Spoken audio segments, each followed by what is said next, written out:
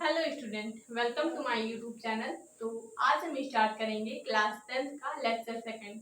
तो class 10th के lecture first में हमने ये देखा था कि रियल नंबर्स क्या होती हैं और कुछ थ्योरम देखे थे। मैंने आप लोगों को एलसीएम और एचसीएफ निकालने की कुछ बहुत ही बेसिक तरीके बताए थे। तो इस लेक्चर में हम देखेंगे कि हमारा टॉपिक क्या है। ठीक है, तो इस लेक्चर का हमारा टॉपिक है इरेशनल नंबर।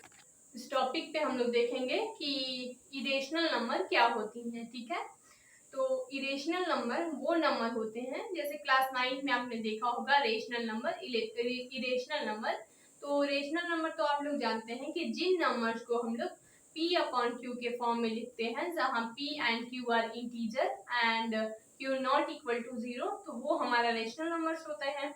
और जिन नंबर्स को हम लोग p अपॉन q के रूप में नहीं लिख सकते, उन नंबर्स को हम लोग बोलते हैं इरेशनल नंबर। ठीक है, तो इस टॉपिक में हमें ये देखना है कि जब हमें इरेशनल नंबर दी हुई हो तो हम उन्हें प्रूफ कैसे करेंगे कि ये एक इरेशनल नंबर है। ठीक है, तो हम देखेंगे, मान लीजिए कि हमारे पास √3 है। √3 एक इरेशनल नंबर है। ठीक है, तो हमें प्रूफ करना है कि √3 इज अ प्रूफ दैट, यहाँ पे हम लोग लिखेंगे सो √3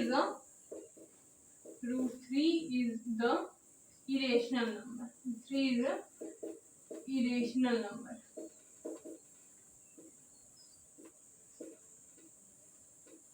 तो हमारे पास एक क्वेश्चन है कि √3 एक इरेशनल नंबर है। ठीक है, तो इसे हमें शो करना है कि so that √3 is a irrational number. ठीक है, तो यहाँ पे हम देखेंगे सबसे पहले √3 को हमें इरेशनल प्रूफ करना है। तो इसे इरेशनल प्रूफ करने से पहले हम इसके अपोजिट मान लेंगे कि √3 इज अ रेशनल नंबर। यहाँ हम लेट करेंगे कि लेट, इसका हम लोग प्रूफ लिखेंगे, प्रूफ। यहाँ पे हम लेट करेंगे let √3 is a rational number. √3 is a rational number. हम इसके अपोजिट मान लेंगे। अगर हमें इरेशनल प्रूफ करना है तो हम इसके अपोजिट ये मान लेंगे कि √3 जो है एक रेशनल नंबर है। ठीक है, तो जो रेशनल नंबर होते हैं, क्लास 9 में आपने पढ़ा होगा कि जो रेशनल नंबर होते हैं उन्हें हम लोग p अपॉन q के फॉर्म में लिखते हैं, जहां p and q are integer and q not equal to 0। तो अगर इसे हमने माना है कि √3 एक रेशनल नंबर है, तो हम यहाँ पे √3 को हम लोग लिखेंगे p अपॉन q के फॉर्म में, वेयर यहाँ पे हम लोग लिखेंगे where p and q are co-prime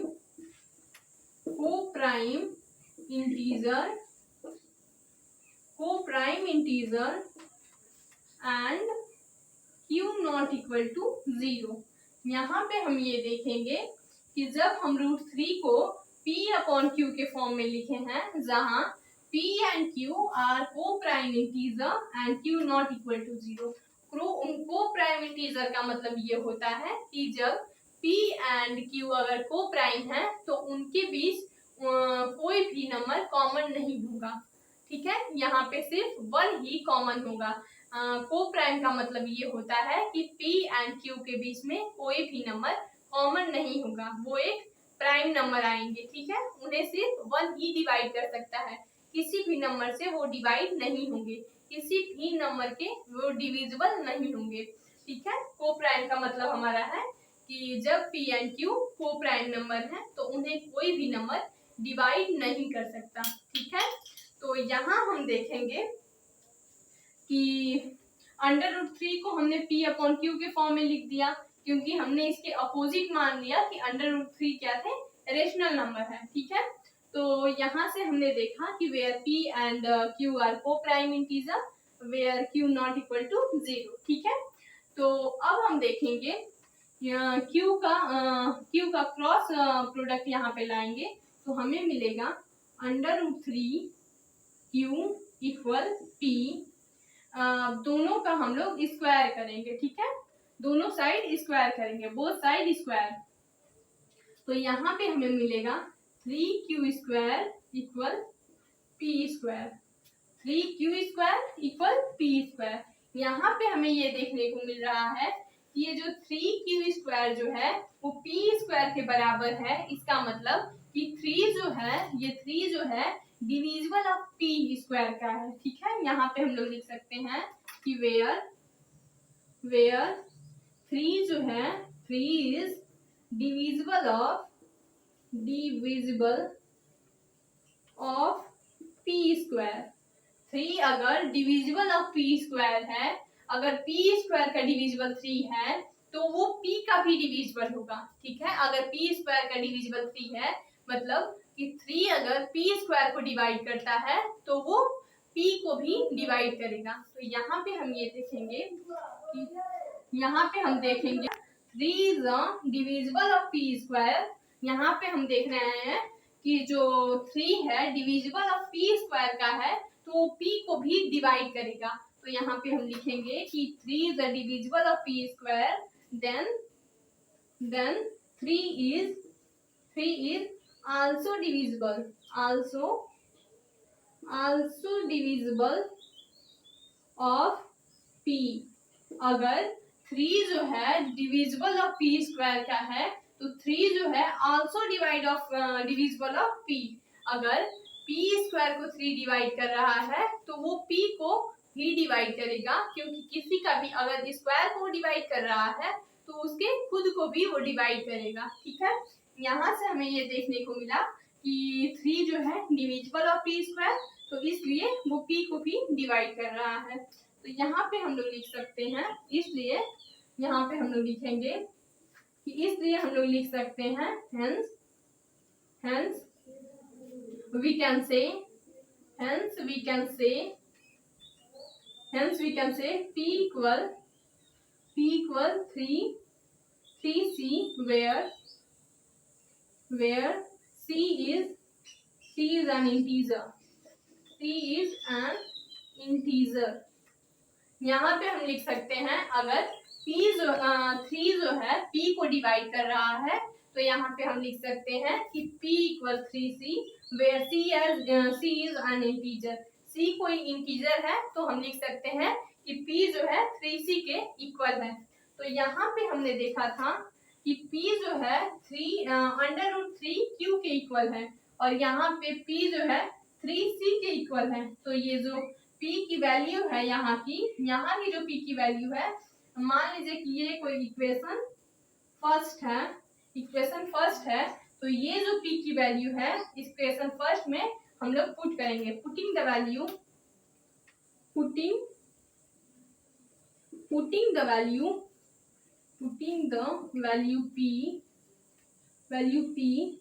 in equation first. अगर हम p की वैल्यू इक्वेशन फर्स्ट में पुट करेंगे तो हमें क्या मिलेगा, देखें √3q इक्वल 3c। और जब हम दोनों साइड बोथ साइड स्क्वायर करेंगे, बोथ साइड स्क्वायरिंग, तो हमें यहाँ पे मिलेगा 3q square equal 9c square, ठीक है। 3q square equal 9c square. और बाकी का क्वेश्चन हम यहाँ पे लिख देते हैं, आप लोग थोड़ा देख लीजिएगा। क्वेश्चन को हम मिटा देते हैं, ठीक है। ये जो ऊपर वाली लाइन है इसे हम लोग मिटा देते हैं। मान लीजिए कि इस ऊपर वाली लाइन को हम लोग मिटा देते हैं,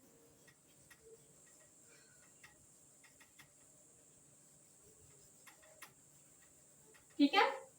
यहाँ पे हमें ये देखने को मिल रहा है कि जो 3q स्क्वायर है 9c स्क्वायर के इक्वल है। तो ये 3 इस 9 को कैंसिल करके यहाँ पे मिलेगा q square equal 3c square.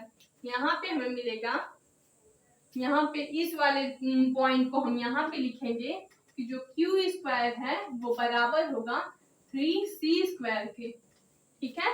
तो यहाँ पे हमें ये मिलेगा, इक्वेशन को देखकर, इस इक्वेशन को देखकर हम ये बता सकते हैं कि जो क्यू स्क्वायर है वो 3 से 3 का डिविजिबल है।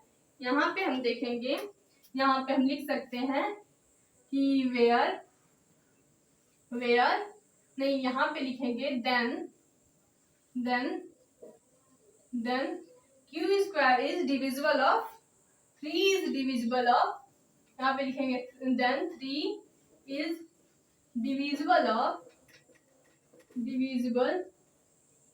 divisible of q square, 3 is divisible of q square, then 3 is also divisible, 3 is also divisible of q। अगर 3 क्यू स्क्वायर का डिविजिबल है तो क्यू का भी डिविजिबल होगा। अगर 3 क्यू स्क्वायर को डिवाइड कर रहा है तो वो 3 को भी डिवाइड करेगा। तो यहाँ पे हम ये देखेंगे कि जो हमारे पास p है और q है, इन दोनों के बीच जो कॉमन पार्ट है वो 3 मिल रहा है हमें। इन दोनों का जो कॉमन फैक्टर है वो 3 मिल रहा है। लेकिन जब मैंने आप लोगों को बताया था, हमने लेट क्या किया है कि p and q are coprime integer. को प्राइम का मतलब ये है कि उन दोनों के बीच में कोई भी कॉमन फैक्टर ना हो। लेकिन यहाँ पे हमें देखने को ये मिल रहा है कि P एंड Q के बीच में कॉमन फैक्टर 3 मिल रहा है। इसलिए हम कह सकते हैं कि जो हमने एज्यूम किया था, जो हमारा एज्यूम्शन था, वो रॉन्ग है। ठीक है, तो हम यहाँ पे लिखेंगे कि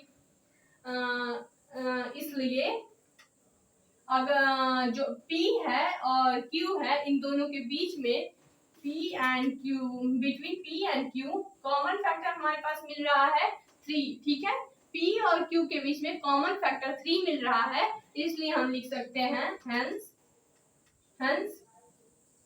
hence under root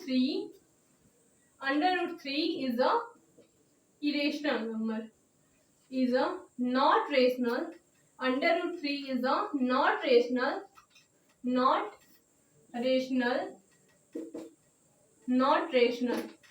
hence यहाँ पे हमें ये देखने को मिलेगा कि अगर जब हमारा एज्यूम्पशन गलत है तो अंडर रूट 3 जो है वो रेशनल नंबर नहीं होगा।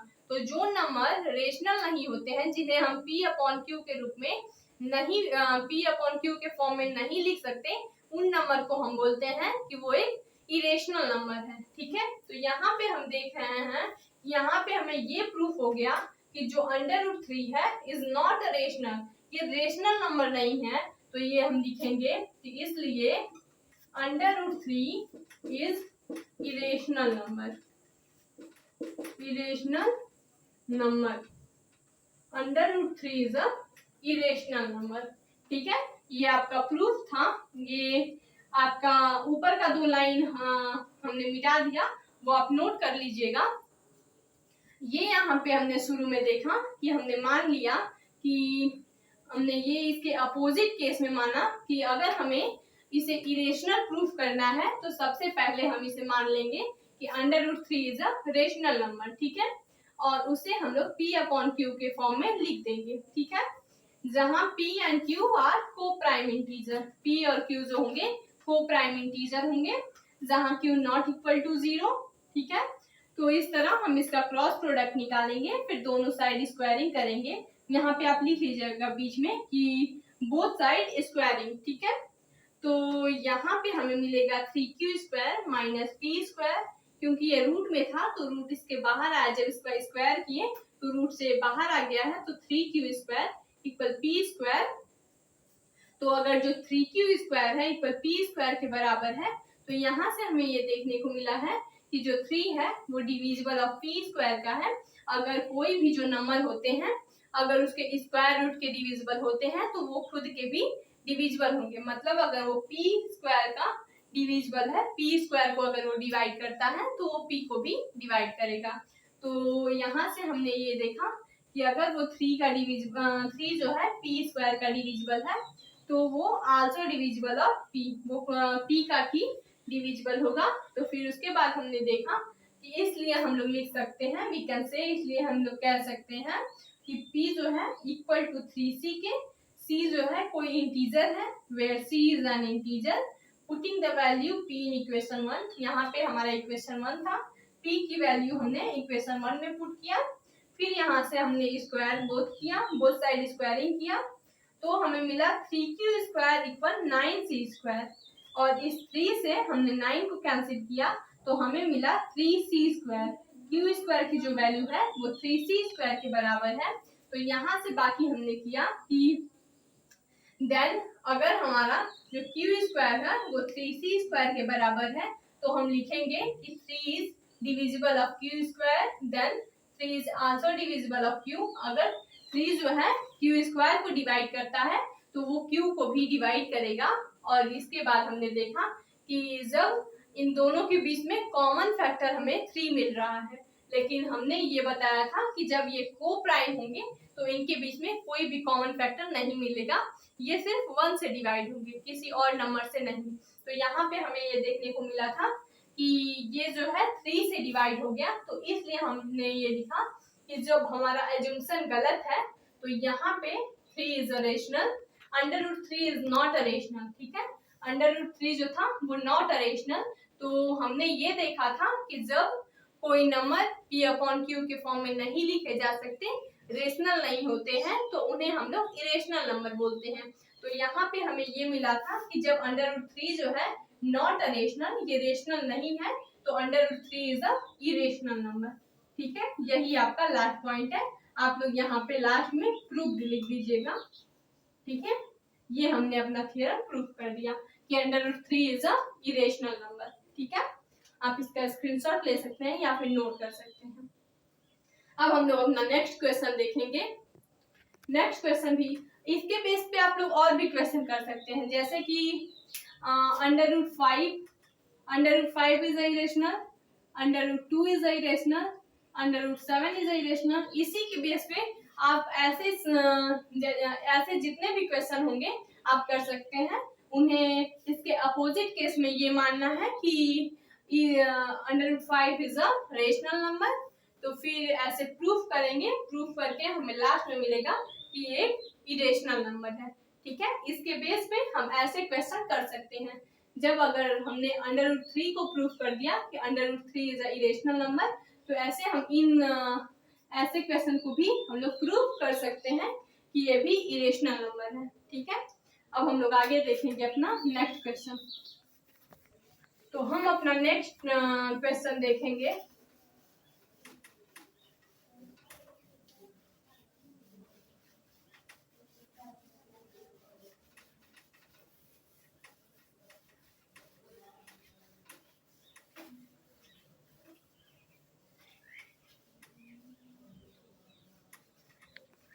अपना नेक्स्ट क्वेश्चन देखेंगे। जो हमारे पास नेक्स्ट क्वेश्चन है वो है, नेक्स्ट क्वेश्चन हमारे पास है 5 माइनस 2 अंडर रूट 3 इज अ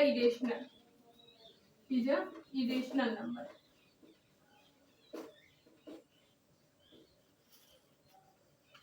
इसे हम लोग को प्रूव करना है कि ये एक इरेशनल नंबर है। ठीक है, आप लोग आगे लिख लीजिएगा कि prove that 5 minus 2 under root 3 is a irrational number.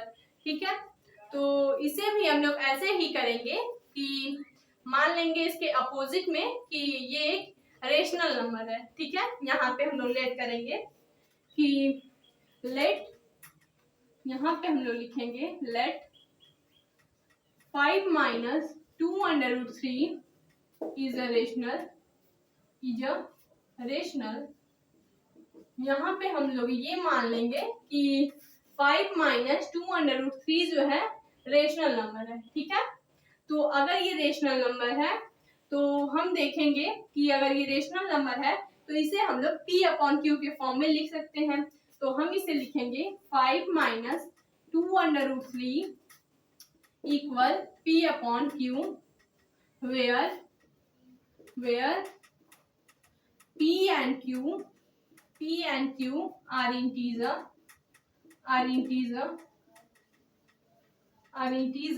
and q not equal to 0।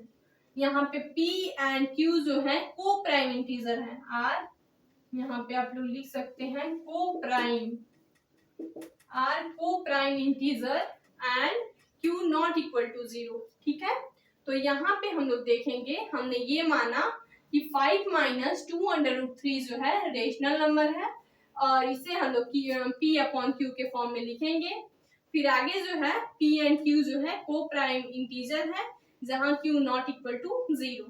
तो यहाँ पे हम देखेंगे 5 माइनस 2√3 है, तो 2√3 जो है इस साइड करेंगे और P अपॉन Q को इस साइड, तो यहाँ पे हमें मिलेगा 5 minus P upon Q equal 2√3। ठीक है, ऐसे हम लोग कर सकते हैं।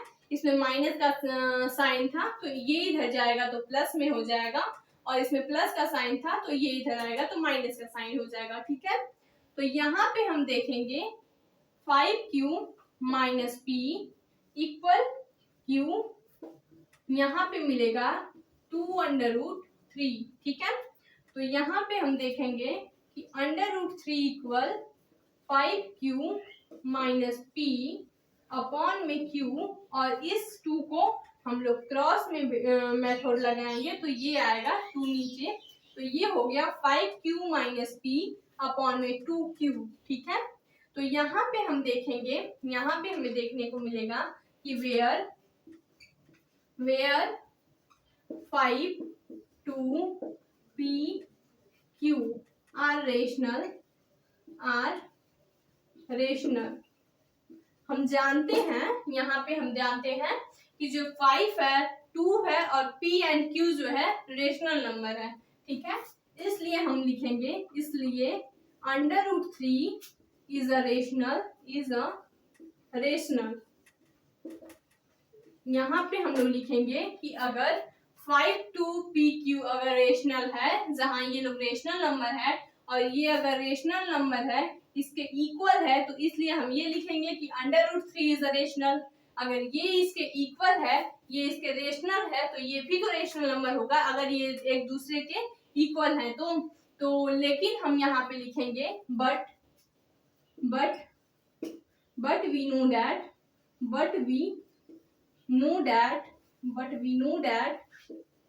√3 is a irrational number।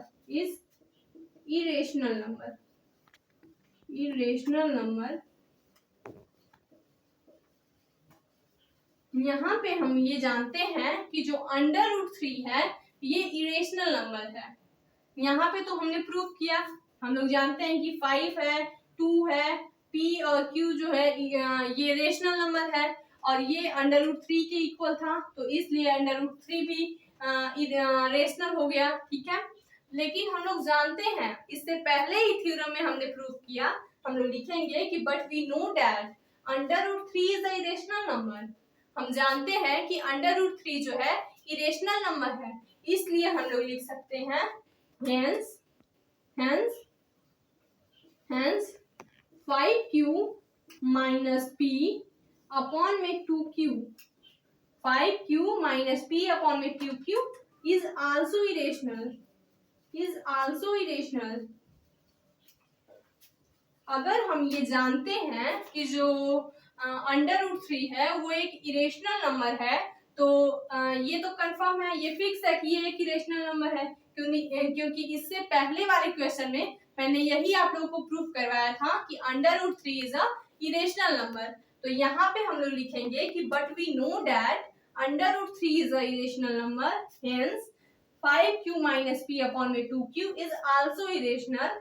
इसलिए हम लोग लिखेंगे, लास्ट का मैं यहाँ पे लिख देती हूँ कि इसलिए हम लोग लिख सकते हैं कि जो हमारा था 5 माइनस, इसलिए हम लोग लिखेंगे 5 minus 2√3 is a irrational number, irrational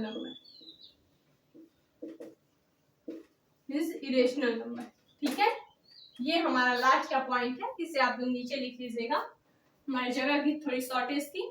तो ऐसे जब क्वेश्चन आए, इस बेस पे जब क्वेश्चन आए, तो सबसे पहले हमें √3 को एक साइड रखना है। अगर किसी भी किसी भी क्वेश्चन में √3, √2, √5, √7 कुछ भी आए तो उसे हम लोग एक साइड रख लेंगे और बाकी को इस रेशनल नंबर के साइड भेजेंगे जो हमारा इंटीजर है, जिसे हम लोग मान रहे हैं को प्राइम इंटीजर। उसके बेस पे हम लोग इस क्वेश्चन को प्रूव कर सकते हैं कि ये एक इरेशनल नंबर है।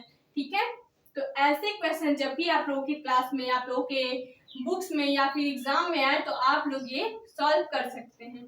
ठीक है, तो अब ये आप लोगों के चैप्टर का लास्ट टॉपिक था कि किसी भी रेशनल नंबर को, इरेशनल नंबर को कैसे हम लोग प्रूफ करें कि वो एक इरेशनल नंबर है। ठीक है, तो ऐसे हमने √2, √3 प्रूफ किया, 5 - 2 √3। तो ऐसे अगर आप लोगों के पास कोई भी क्वेश्चन आए तो आप प्रूफ कर सकते हैं। ठीक है, तो अब हमारा नेक्स्ट लेक्चर होगा, वो होगा पॉलिनोमियल्स। नेक्स्ट चैप्टर है आप लोगों का, ये आप लोगों के चैप्टर का लास्ट लेक्चर था। ठीक है।